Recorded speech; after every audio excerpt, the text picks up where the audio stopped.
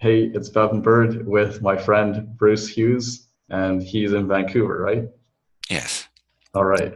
And Bruce would like to connect with more people, and he actually is similar to me in being a connector and bringing people together, and also an idea networker too, which is really cool. And we're just talking for the first time now. I think it's our first time. I'm pretty sure we connected in a group on Facebook, in Yes. in a light worker group. Um, do you remember or? I would have to go back to where we originally signed up, but I would think it'd be a light worker group of some sort. Yes. I was talking about not knowing my purpose, and you volunteered to give me a hand finding it. Yeah, yeah. And you know that I want to create a world where everyone does what they love. They don't have to sell their souls to survive or compromise, right? They can actually be themselves, live with dignity, loved and respected for being who they are and using their gifts. And that's what we want to talk about. It's gifts uh, Yeah. and purpose. Um, so like our gifts, often we don't see them because we think everybody has it. Like we just take it for granted. We can't see it in ourselves. And Most of the time. yeah, Dov Baron in one of his books, I think it might have been "Don't read this unless you want more money." It may have been that book, and it said, "Ask," and this is like getting at the gold in you. Like ask five people who know you well, and five who know you just slightly. Maybe you met them once or twice. Um, this question, and you got to ask them to first that they're going to be totally honest with you, right? And Mm. then you ask them, what do you see as my personal genius blind spot? And so then this is something that they can see that you're great at it or talented, but that they notice that you don't realize it Mm. because Mm. we can't really see it in ourselves a lot. And that's something we can do to help each other is by noticing the best in other people. Mm. Both of us have that gift, which in Monique Ledette McDonald's program, Discover Your Sacred Gifts, is called the sacred gift of encouragement. It means you can encourage people and you see their potential. Do you want to tell us about that gift or your experience with it since being young? A good chunk of my life, especially when I was young, I could feel, see, realize what other people were. Uh, when I say that, it's like you can just kind of see their talents. They kind of glow in many ways.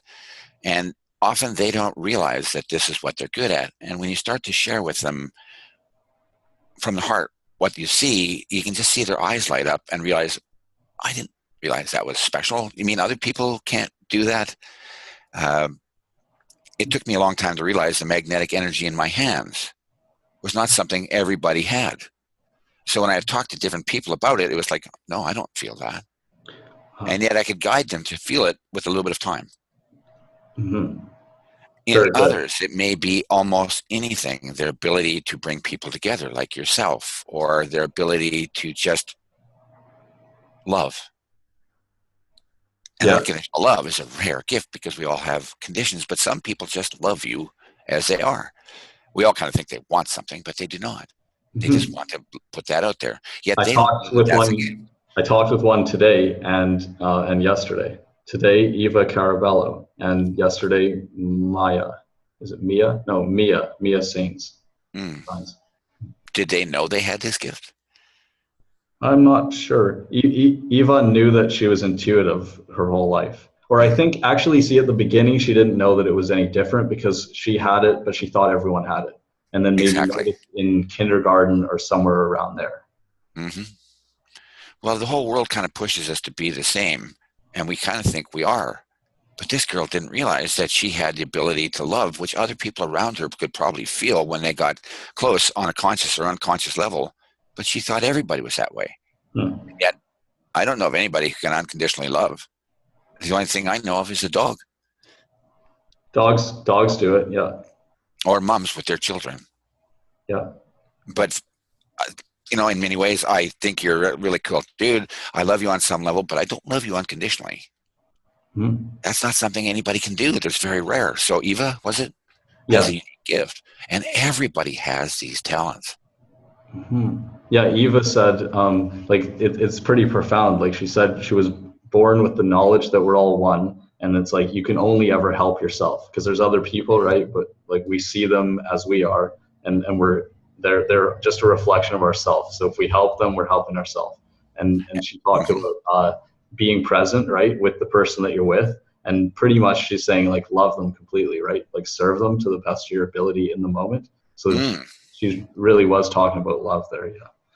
And most cannot do that. When I listen to another, I'm listening with the want to react back, not really hearing that person from their essence and sharing all my energy with them. A lot of my energy is reserved for my reply. So not everybody can do again what this person was speaking of. And it's such an honoring thing when one is, you know, that their full attention's on you. You can feel it. It's like standing on stage. You know, these people are mostly thinking of you. And it's a shared energy response. Mhm. And few can actually focus in on the other. I can only do it when we set up a context that I will focus on it. So I'll now listen to you, and when my brain comes up, I'll push it aside. Mhm. But this is something I have to work at. This girl does it naturally. All right. Oh, what did you see? You were talking about like a flower bed or something. You were talking with someone, and you could see something different. You said Mm. that you're colorblind, right? Um, my last mate and I Well, were standing on our balcony and overlooking. well, that's a label, but yeah, I'd love to hear your Mm. perspective. Yeah. She could see red flowers. I could not. She says, "Look at these beautiful flowers." I couldn't see them until I went down close to them. So we thought we had the same vision, but I'm colorblind. So she's seeing a world differently than me. I see a lot of grays and such, yet I'm able to differentiate between the hues of many things that she can't. But again, I thought this is what all could do. Hmm. We don't realize we're actually fairly different units that need to come together to see the whole picture, and they're shared equally amongst us so that we can see that whole picture. Yeah, we have to understand each other. We have to come together to understand each other and then see how we can work together to solve things that we might perceive as problems. Because we all have, it's like a puzzle. There's a cool thing. There's this guy that like carries around puzzle pieces and gives them Mm. to people. So Ah, the pieces are from one big puzzle, right? Maybe 5,000 or something, a really big one. But this way, all those people know that they're connected to something. If we were to all meet together, we could put those pieces together and make that puzzle, right? Because he's a networker and a storyteller. It's pretty cool. and if we actually operated that way consciously in group conversations, we would allow each and every person, extrovert like myself or introvert like others, draw their information out, give them equal time, because we actually all operate on a different wavelength. When addressing a problem, you and I would probably get different energy to come into us. If we don't take the time to share openly and from the heart, I'm going to miss your part or you're going to miss my part. Great. We all are antenna. We all channel, Maybe you but we can don't help know. facilitate one of my mastermind meetings with that philosophy right there. I'm game to help in any fashion I can, because what we're speaking of is it's time. It's time to wake up and gather the light workers. We're all scattered all over the place in a medium such as the internet, so that we can share gifts Mm-hmm. and realize that we do have them, Mm-hmm. and realize that we are all very special and parts of the whole that needs to come together to even share this knowledge. Absolutely. It's that time to understand each other and see how we can help, how we can do things together. Mm-hmm. And We each have to know ourself and what what's we got to know ourself and self realize and and yet what that has to be done with other people. yeah. Everywhere, every teacher has said, know thyself. Well, I've spent decades trying to figure out who I am, and I still don't see myself without bias. Oh, right. And the ego can create all these negative stories and Yeah. thoughts, mental So I challenges. need your input to help me see some of the spots, some Yeah, of the and the parts. best parts of yourself. And I can only do this with others. But when one says know thyself, it sounds like a completely individualized process. And I don't believe it is. Mhm. I think we have to come together to help see each other's painting of self, because we don't know the brushstrokes unless someone else Yeah. gives us feedback. Yeah, what I like to do is make a group call, which would be open for people to come to. And the purpose of it is to help people see their gifts. But And we do it collaboratively, right? And it's to value those individuals, right? And because a lot of people are totally undervalued and they undervalue themselves, right? But big they time. also don't even know what their gifts are. what they can bring. And like, so we started our conversation around along those lines, right? And you were talking about seeing how things connect and connecting people and having these visionary ideas and I don't know, more stuff, right? Mm. Like when we Initially, went it's to interesting. Although town. I've spent decades doing this, I can't see my own gifts. Hmm. I don't know what they are. I don't know what my purpose is. It Hmm. takes kind of a reflection off others to do that, at least for me. This is what that's what Monique Ledette McDonald said with that Discover Your Sacred Gifts program. Like that we don't see our gifts, but because we think everybody has the same things, and then we think we're just normal. But Yeah. once eventually we can figure it out, you can compare. But her program helps because it talks about each one, and you see like, do I have that or not? Right? Does it resonate with you? And we tend to have out of the 24, we tend to have 4 or 5 of them. That kind of range, Mm-hmm. which Mm-hmm. means we don't have the others and other people have them. It's good to be able to see them in other people. And there's implications of this all over the place, right? In education Mm-hmm. and, like an enlightened kind of education where people can do some more like, self-directed learning and also individualizing the education to people. Like, because think about this, if we've gotten to the place now with big data and artificial intelligence where we can sell or market to people individually, why don't we now teach them individually? Right? We have the technology. Huge. Yeah. And there's all these neat tools out there to help discern who we are, but nobody really applies them to themselves with the help of someone else. I mean, there's the Myers-Briggs, there's the colors test, there's personality tests, there's all sorts of tests, and yet we have a hard time applying those to ourselves to even work in the 3D world. So we really don't even know our gifts in that sense, let alone a much larger sense of the gifts that we don't get paid for. Oh yeah, and there was someone, it looks like they're quite influential, who followed me on Twitter, and that's how I discovered him from seeing new followers, right? And he has a thing called wealth dynamics. So like on Twitter, that would be the name that you'd look up. That's not him, right? That's one of his brands. It's one of Mm, his solutions. So wealth dynamics is something that's a test people can take. mm. I wrote in wealthy dynamics. That was wrong. So it's wealth dynamics. So it says world's leading profiling tool for entrepreneurs. Take the test to find out which of the 8 wealth profiles is your natural path. So And, that's pretty cool. and then even when you go into something like that, say you have various skills for entrepreneurship, you have great idea and such, but you're probably not good at accounting. Your Yeah, chances are you're going to fail. yeah.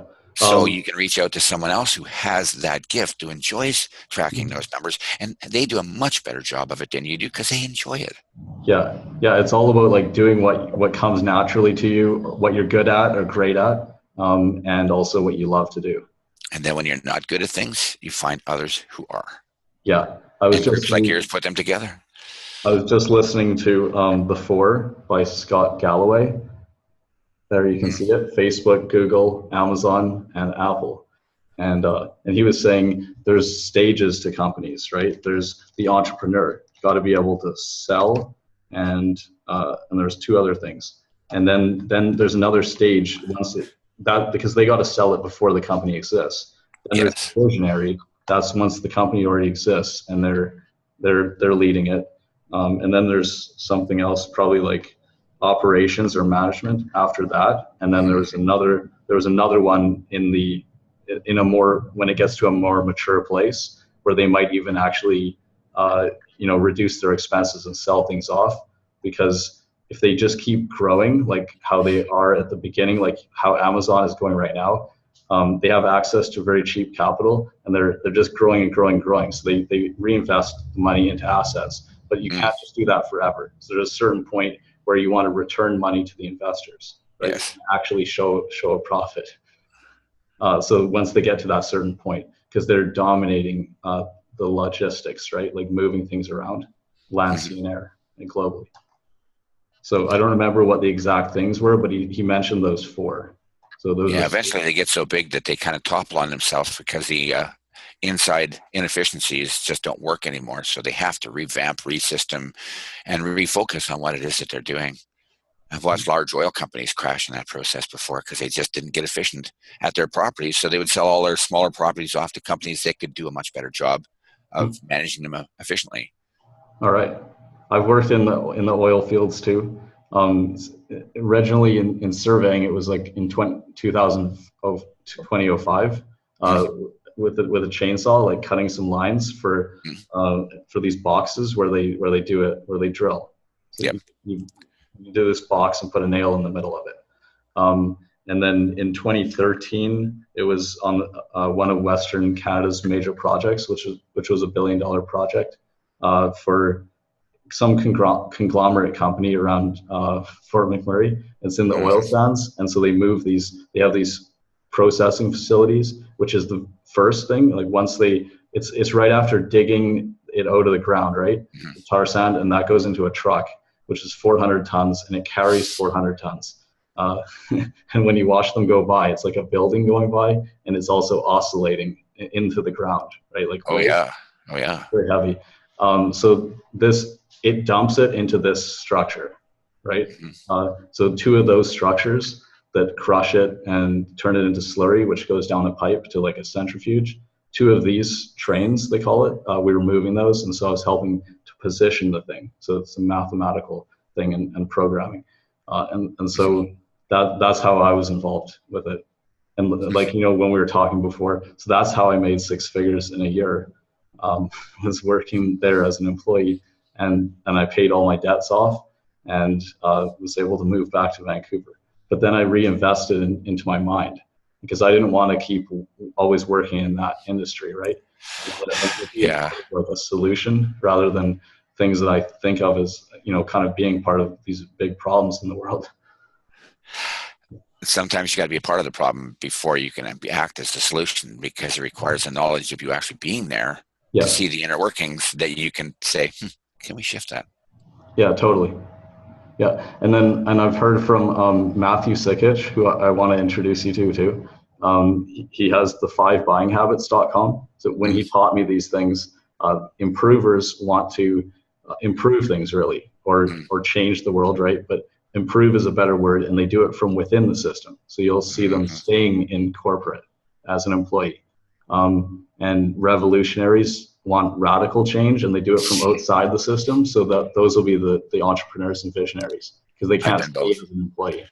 I've been both, but the employee status just ground me up. I tried to be agent of change inside the belly of the beast, but the stomach acid got to me. All right. Oh yeah. It was funny because we even used that term of it. Like someone said, like today you're going into the belly of the beast, and we're like inside the crusher or in a surge bin or something. Yeah. Yeah, yeah. And some of us can stay there and be part of that process, and then some of us can't. I'm not one who can stay in caustic environments. Mm-hmm. I think it was making me sick. When I was working in the head office of Shell, the fluorescent lights recycled air, and Yeah. all the toxins literally made me sick. I had to get a negative ion generator just to be there. And I didn't even know negative ions were a thing back then. Mm-hmm. Yeah. Um, and well, okay, basically, I worked at a place that had, because we'd go to all kinds of different industrial sites. Mm-hmm. There's piles of sulfur there, and so there's a little bit of sulfur on the coveralls. But see, as a surveyor, normally you'd have a garage. I was in this apartment building. There's no garage or storage to put anything in. And if the coveralls are wet, I don't want to leave it in the car because then it won't dry out. I got to put it somewhere. So I brought it upstairs. But then there's forced air in the building, so I may have messed myself up with breathing in sulfur dust because I hung it up in the entryway, and then the air blows in under the door. I don't imagine sulfur is any too good for you. I worked in a sulfur marketing group at one point in time. We sent sulfur all over the world to create fertilizer, basically sulfuric acid. So what happened when I got like I got bed sick, right, for a couple of weeks, and a doctor said I had pneumonia. I quit that job. The good thing now is I'm here in Mexico. There's great weather, warmth, and I can go out and exercise because I don't really like going to a gym. So this way I can get exercise by actually going out and swimming out there or hiking or whatever, run on the beach. You're making me jealous, man, because I'm going to have to go to the gym here later, living in Canada, just to keep my Yeah, lymph nodes moving. yeah. And yet But I yeah, do I not was like it. getting sick from not exercising there, and lots of rain and not a lot of vitamin D, Mm. and also a lot of stress too with the financial worries. So Yeah, I hear you. I'm quite kind of in good. the same boat. Yeah, so I know I make a lot of people jealous when I say it, but I'm just telling the truth, and I got to walk my path, right? And also, I can't apologize for it either. But that's what I'm believing, Yeah, right? Doing what you yeah. love. So I have to be that. I decided I realized I had to be the change I wanted to see in the world. That was back then, right? In the like November or so of 2016. So I decided to get out of the rat race. Like getting sick like that, getting so seriously sick at that point was a catalyst where I decided that. And then I felt so happy when I quit that day. I sent this email with my iPhone while I was walking to go get like a chest X-ray or something. My girlfriend was with me, and I felt so good like quitting. And so they offered me to continue doing the work remotely, only like through my laptop, right? Because Mm, there's field work and there's office work, and I always hmm did both of them. And so this way I could just do the office and I calculate stuff, make reports, or program things to make those reports, hmm just make it more efficient. So that's working pretty well for me as a transition thing because mm, I don't have to do it anymore. That makes me feel really good because I'm not mm. selling my health anymore for money. Then you potentially have a path that you can help others, not too dissimilar to myself, who are struggling trying to go back into the workforce. You found a new kind of a new way to actually have abundance coming in that pays for your rent, so you don't have to worry about your new path of taking care of you and offering solution to the planet. Right. At the Yeah. moment, So that's now I something I do struggle both. with. Mm-hmm. I don't know quite what next. I have this disdain for going back to the workaday world because it kills me. Yet I'm afraid I can't pay my rent. So, do you have rooms in your little house not too far from, I assume, Yalapa, that you can rent out to characters like us? Oh yeah, there's other places you can rent. So so I can just go around town and find out from them, you know, what they can rent it for, and we'll see what we can do. Because I think you can rent things even for less than I'm paying. The Mexicans definitely do, right? I Mm-hmm. mean, what I mean Yeah. is Mexicans renting it as the person living in it, not the landowner. Mm-hmm. They can get a really good deal. So I don't know if a Canadian or American can get as good of those deals because it was such a big difference, right? Yes, I understand why. They're charging us different prices, right? And should.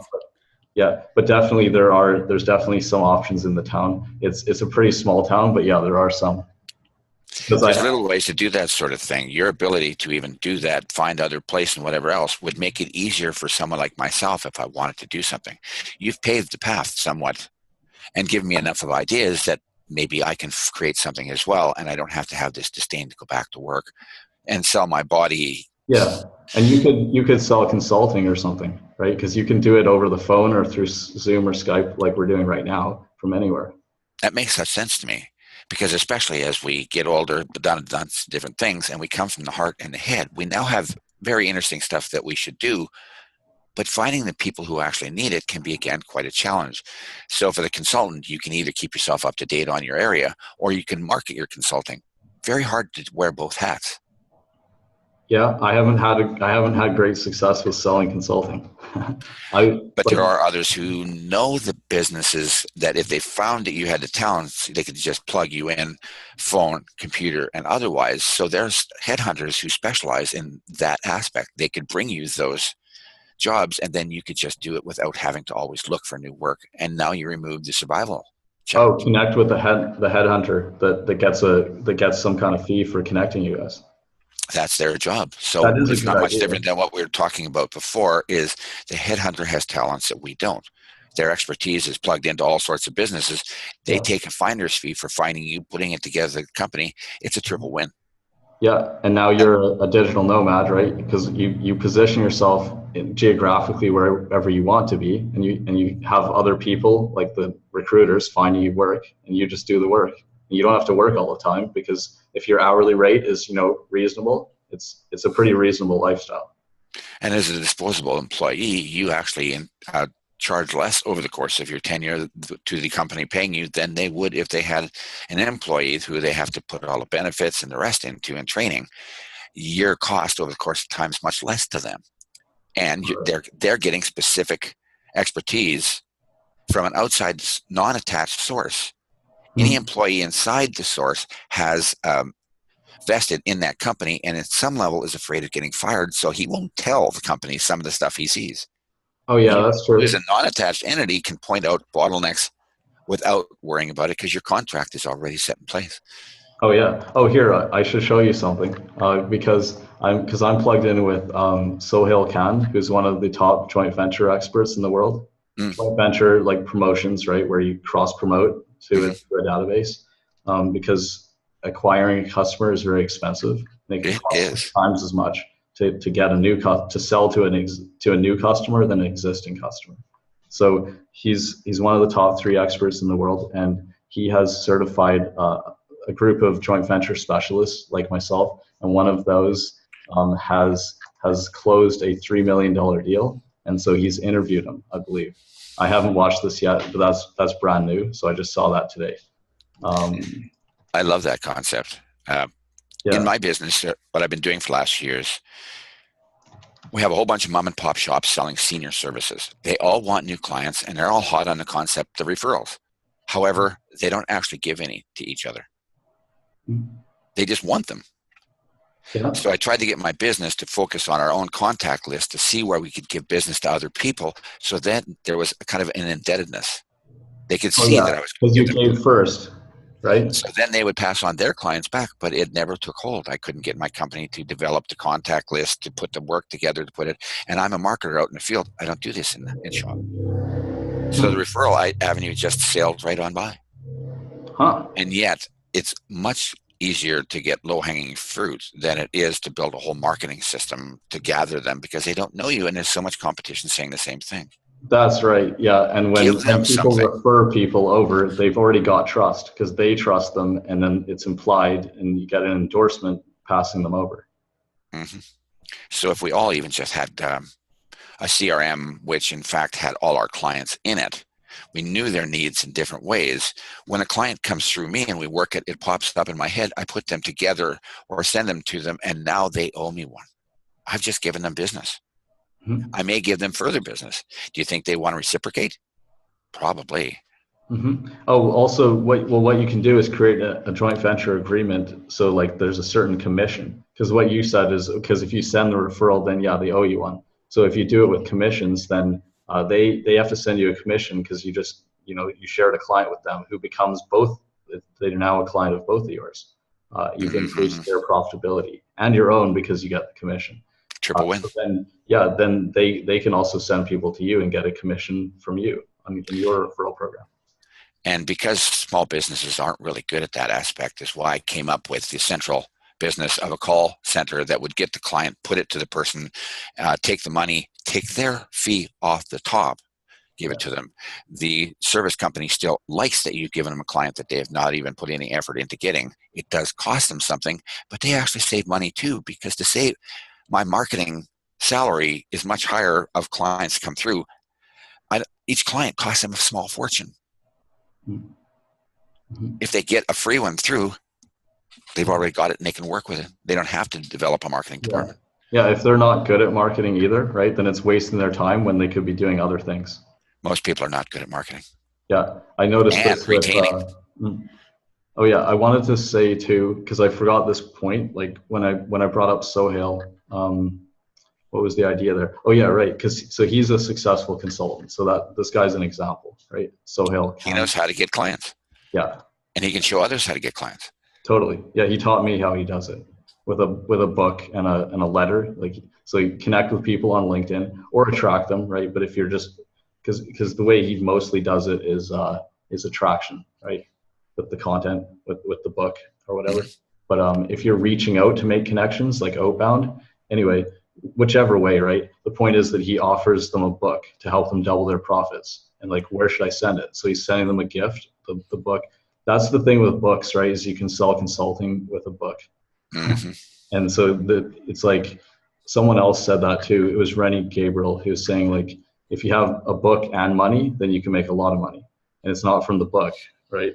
So like say $10,000. If it costs you $10 for each book, and then you send one to each of the Fortune 1000, and then get three training contracts of $500,000 each or something like that. That was what he was giving as an example.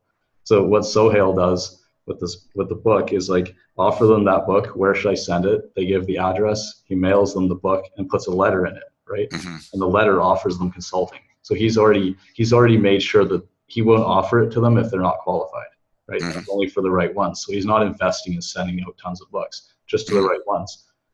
And so then he's offering them a consulting day. And he could probably do his process for non-competing businesses to him. So other consultants that consult in other areas, he could set himself up as the person that brings clients in just through his methodology, which he knows better than anybody else. So he's simply now delivering clients to another client. They don't even Yeah. have to learn his process, and he could take his finder's fee in that process. Oh yeah, that's right. That's another way of leveraging the intellectual property he has there, because you can use it in other ways. So another example of it is Gary Halbert when he was alive. He did this with dentists. So Mm, they're generally not great at marketing themselves, no. and maybe I don't know if one dentist hired him to write a letter or something, or how this happened. But so he writes a letter to go into the newspaper, right? A sales letter, and then he realized he could do this not just with one dentist, but like uh, farm that out, like put it all over the place, not just with the local Yeah. newspaper, like local area, just do it nationally. And then the numbers that they call would be, or I guess maybe it's the same number and it gets routed, whatever. That's a Yeah. Yeah. technical thing. But the point is then generating leads for that best dentist in each town, right, in each city. And they Yeah. And he have goes to and approaches them and sets up a contract with them to give new clients, and they're all have. happy. So he does all the marketing for them, and they just have this Yeah. calendar, and they come in and work with the clients. So that's all they do. He's putting them right in there, and they've already paid too. But he Mm-hmm. has to make sure that they meet all of this criteria, and they have to deliver a certain user experience. So in the Yes. ad, it has this special, because that's the product, right? It's a special experience. It's a Yes. better dentist experience, right? And so Yes. that's what he's advertising. And then those dentists, like you pick one in each town that's the best, and make sure that they make those changes, and then Yes. that's his system. So then he was giving this talk at I'm not going to say where because I forgot, but he was giving this talk, and they were all carpet cleaners. So then he was saying, I may do this for you guys too, like do your marketing for you, generate the leads just like That's this. exactly what I was speaking And about it's with the seniors premium. RS. Yeah. Yeah, and it's premium. It's much more profitable because of the way he's doing it, right? Mm-hmm. Because it's this premium service rather than run of the mill commodity. Yeah. Everybody wants their problem solved, but is not sure who will solve it for them. If you take all that time and energy and risk out of it by finding the best in each town of any sort and guaranteeing their work, the person who needs the problem solved is going to come to you Mm-hmm. And because they just also, want it fixed. and there's also now innovation is going into like also taking things out, because for a long time we were thinking what else can we add in, Mm, but it's like taking friction out. So think about Uber and versus taxis. It's that you don't have to pay at the end. You don't have to scrounge around to get the money to pay. You can just get out at the end. It's like taking friction out of the process, mm, making the customer experience a little better. Because there's like hotels where they don't get you to sign the bill when you eat in the hotel, right? Most of mm. them do that, but the ones that don't, they've taken that little step out. They see who you are and they bill you, right? But that's taking some weight, that's taking some friction out of the thing for people. Eliminating the bottlenecks. Yeah. And it often happens by people who are unattached to the process. Hmm. Very good. Hmm. Okay, so well, this has been fascinating.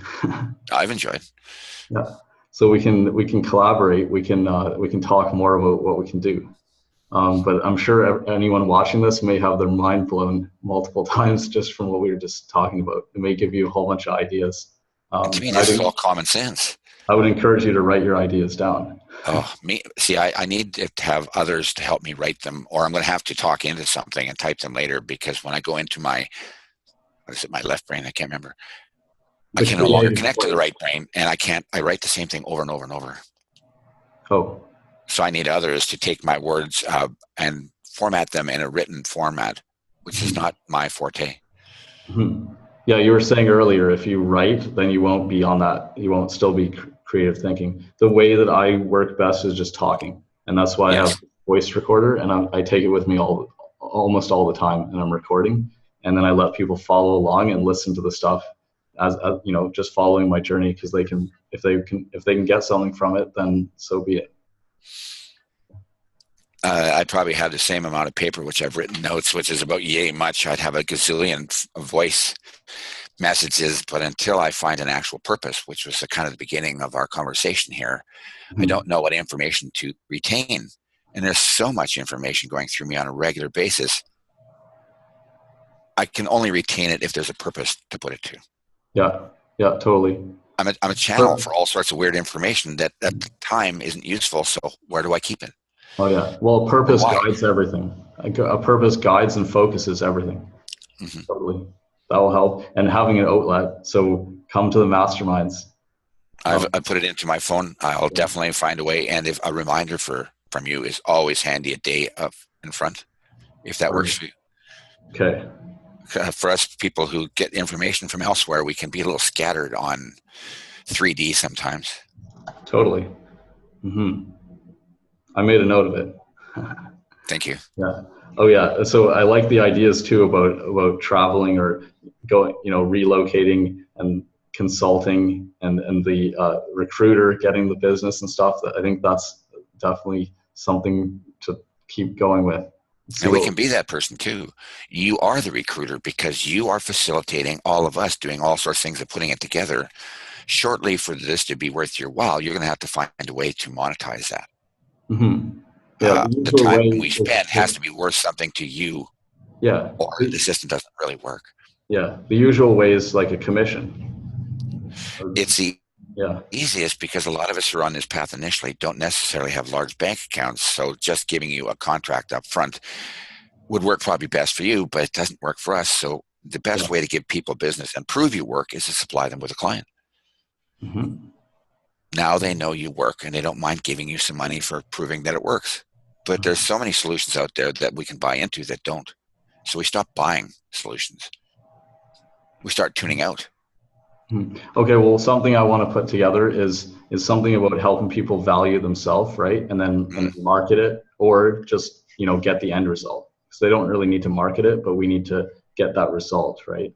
So we need recruiters, but on an earlier stage, we need like what's your gift, and like looking at them, and someone that knows other markets and things like that. Just other multiple perspectives that can look at what this person has done or what they have, what they can do, and gifts or whatever, which and what where that could be valuable. Do hmm. you think maybe you can help me with that idea? Be one of the Sure. people that could help people. Definitely. Sign me up. Okay, you're willing to? Are you willing to do that for free at the beginning? It's got to start somewhere, man. Yeah. I ask people on a fairly regular basis to do things for me for free because I don't have the cash and hope that it comes back to them somewhere else. So how can I not do it myself? Mhm. Oh yeah, same here. Yeah. Okay, cool. Well, let's do that soon. Maybe we should end this recording of that episode, and then we can just talk more like in private. Sounds good. Okay, cool. Well, thanks everyone for watching this. I hope it helps you, and please connect with Bruce. And Thank you. if you know any people to introduce him to, then please connect with them and then introduce him. All It all right. starts that way, right? So that's how we can help Bruce, and also obviously he can help you if you've heard this. He's got some amazing ideas and certain skill sets, which we'll have to dig into more because we don't know all about his talents and gifts and Mm, skills yet. But we've started to experience them a little bit, right? mm. Yeah, awesome. Well, thanks for collaborating with me like this. Anytime. Awesome. I look forward to more. Oh, please. Mhm.